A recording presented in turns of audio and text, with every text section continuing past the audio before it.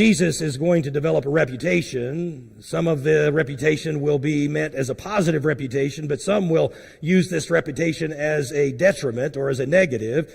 He will become known as the friend of sinners. And that's really why I titled today's message, Jesus, the Friend of Sinners, because that's exactly who he was.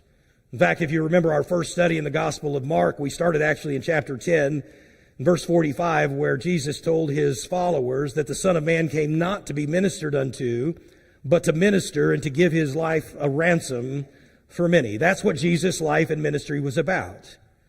The Pharisees, though, would say these things as an insult, as a way to try to undermine the ministry of Christ.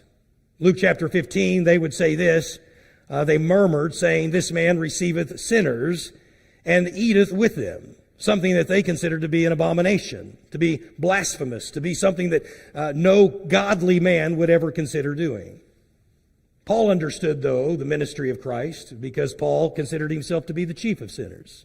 As he wrote to Timothy, he says, "This is a faithful saying, and worthy of all acceptation, that Christ Jesus came into the world to save sinners, of whom I am chief."